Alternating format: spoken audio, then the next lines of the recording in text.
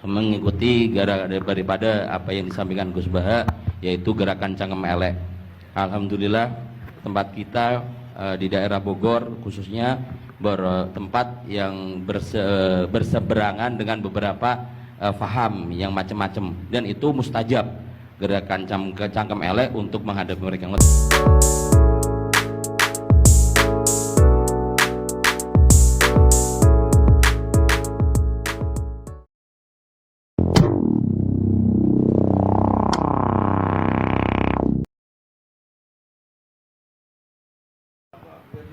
Assalamualaikum warahmatullahi wabarakatuh. Pada Habibana Jindan, Gus Baha dan semuanya, langsung saja mengikuti daripada apa yang disampaikan Gus Baha, yaitu gerakan Cangkem Elek. Alhamdulillah tempat kita di daerah Bogor khususnya bertempat yang berseberangan dengan beberapa faham yang macam-macam, dan itu mustajab gerakan Cangkem Elek untuk menghadapi mereka. Ngoten Gus. Terus kulot dia nyuwun ijazah terus mewakili sedaya, dan yang kami kalih mumpung teng mriki kan ingkang didhawuhaken Gus Bawau fasilitas dinggo fasilitas nyuwun fasilitas ijazah ngrungokke tafsir Jalalain ingkang teng YouTube. Terus nyuwun ijazah ingkang kathah niki, ngambil ijazah yang banyak, fasilitas dari apa yang jadi tadi disebutkan beliau, fasilitas, masyhad dan semuanya. Jadi kita memiliki cara fikir yang enteng, yang enak. Dan mumpung wonten ijazahipun nggih kula suwun ngoten Gus Bang. Ngoten cekap semanten. Assalamualaikum warahmatullahi wabarakatuh.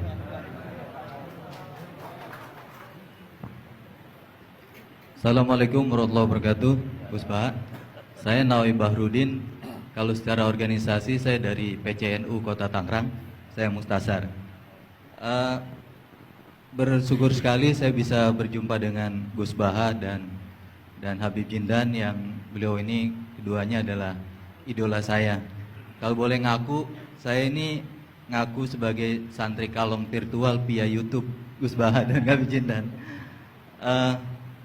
Jadi apa namanya, sejak kecil saya ini dididik secara tradisi tasawuf yang agak tersangat keras begitu ya. Kalau saya boleh cerita nih, ada ponakan saya nih Ustaz Samsuri, kami tuh keluarga besar kami tidak ada yang dulu miara TV Gus, televisi nggak ada, bunga bank juga susah gitu, musik itu haram, speaker ini juga haram nih dulu. Nah perkembangannya kemudian sampai semakin besar, ada idola-idola kami yang agak keras begitu melontarkan kritik kepada pemerintah, yang kemudian itu membuat saya galau gitu ya. Kenapa ulama-ulama kita bersikap terhadap pemerintah keras memberikan kritik? Nah, saya menemukan jawaban bertemu dengan Habib Jindan via YouTube tentunya dulu ya, walaupun saya kebetulan pernah juga silaturahim. Kemudian juga dengan Gus Baha, ini ada perspektif yang berbeda gitu ya, antara relasi ulama dengan umaro. Pendekatannya itu tidak yang kritik, yang bukan sekedar kritik tapi adalah menghujat. Nah, ini saya temukan formula yang sangat menjawab kebutuhan saya pribadi, sehingga istri saya ini udah mulai cemburu sama Gus Baha karena saya terlalu sering nonton YouTube Gus Baha. Gitu. Nah, yang kedua soal sanad ya. Salah satu bukti saya pernah dengar cerita Gus Baha, agama itu adalah bir riwayah. Oleh karena itu perlu sanad. Nah, saya merindukan bersanad dengan Gus Baha nih, tapi kan saya bukan santri yang secara langsung. Oleh karena itu dalam kesempatan ini saya ingin minta rukhsah sebetulnya Gus dan Habib. Kami ini kalau boleh mewakili, diakui sebagai murid Gus Baha, bisa bersanad walaupun dalam pertemuan tatap mukanya saat ini aja baru. Mudah-mudahan ke depan bisa dilanjutkan. Terima kasih Gus. Assalamualaikum warahmatullahi wabarakatuh. Nggak apa-apa Ustaz, sahabat aja sekali ketemu Nabi langsung jadi sahabat kok. Baik, Gus Baha barangkali duluan. Kiai Abdurrahman Sahal, Kiai Ustaz Nawawi. Gus sing bagian ngeleng-ngeleng. Iya. Apa saya Gus? Iya. Begini ya, masalah Cangkem Elek tadi ya. Bakat tuh sampean? Sudah. Nah, alhamdulillah sudah bakat. Karena kalau lewat Habib Jindan tidak pantas, beliau biar sempurna saja, tidak usah sanad itu. Jadi begini, dulu ketika Sulhul Hudaybiyah. Hudaybiyah itu kan umat Islam sedikit sekali. Terus dipaksa untuk pulang dari Mekah, tidak boleh umroh. Terus sahabat berkomitmen berani mati bela-belain Rasulullah Shallallahu Alaihi Wasallam. Ketika berani mati ini digojlok sama orang musyrik. Jangan-jangan setelah kami perang betul, kamu meninggalkan Muhammad. Ini yang omongannya orang musyrik. Abu Bakar, itu semua ulama tahu kalimat itu, cuma tidak usah diterjemah. Umsus bidrallat katanya. Itu adalah Abu Bakar yang ngetikan itu. Karena memang ekstrim. Terus kedua, ada orang Bedui itu ngukur seorang nabi itu dengan hal-hal yang kurang baik. Misalnya begini, ya Muhammad, kamu ngeklaim tahu berita langit, coba unta saya yang hilang itu di mana? Katanya tahu berita langit, sekarang tahu nggak unta saya hilang itu di mana? Mobil saya di mana? Begitu juga ketika untanya hamil, bunting itu tanya, Muhammad, kalau kamu nabi katanya tahu berita langit, kamu tahu isinya yang di unta saya ini? Itu ada sahabat yang saking nggak kuatnya demi bela nabi itu, udah kalau tanya gitu tanya saya terus. Terus si tadi orang tadi dibilangin sahabat, nazauta 'alaiha fakanat minha sakhlah. Jadi intinya ini Habib Jintan biar senyum-senyum aja. Jadi intinya kadang ad-difa sama orang-orang gitu mau tidak mau nggak ada pilihan itu. Kalau yang ma'ruf di Quran ya uffil lakum wa lima ta'buduna min dunillah. Jadi ketika Nabi Ibrahim, ini sering saya patah-patah supaya tidak paham semua karena ini sanad kurang baik. Tapi kebutuhan itu. Biasanya yang minta itu yang jenisnya ya, seperti ini yang sudah cangkem elek cuma butuh legitimasi gitu. Jadi dia butuh nggak tanggung jawab, dilimpahkan ke saya. Kalau saya kalaupun salah kafaro saya banyak. Saya kan ngapalin Quran. Kalau orang itu hafal Quran, inna wa ta'ala la yu'adzibu qalban wa al Quran. Kalau kamu sekali salah, adabnya banyak. Kalau saya punya penawar banyak itu.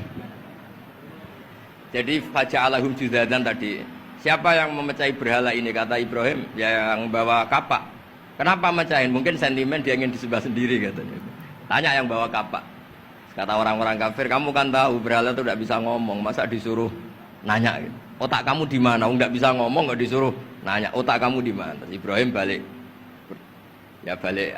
ngendikan, balik mengatakan uffil lakum. Otak kamu lalu di mana? Kayak ditanya aja tidak bisa jawab kok kamu sembah. Jadi di beberapa kesempatan sahabat belain Nabi sampai gitu. Jadi banyak orang Bedui, orang-orang peradaban, karena Nabi itu memang nyatanya mendapat berita dari langit. Mereka terus itu dijadikan alasan. Unta saya hilang di mana Muhammad? Ini di mana? Unta saya ini hamil itu bentuknya kayak apa? Katanya kamu tahu berita langit. Masa gini aja enggak tahu? Ya terus tadi. Saya enggak tahu sahabatnya mungkin kayak jenengan enggak tahu saya. Terus dia ambil, udah tanya saya aja. Nazauta 'alaiha fakanat minka minha sakhlah. Nazauta itu sudah paling anaknya ya, kayak kamu lah, kamu yang nazauta 'alaiha, enggak usah diterjemah nazauta 'alaiha itu. Tapi potongan-potongan gini tahu kira nazauta 'alaiha itu kayak. Artinya ya memang dalam banyak hal memang enggak bisa dihindari hal-hal seperti itu.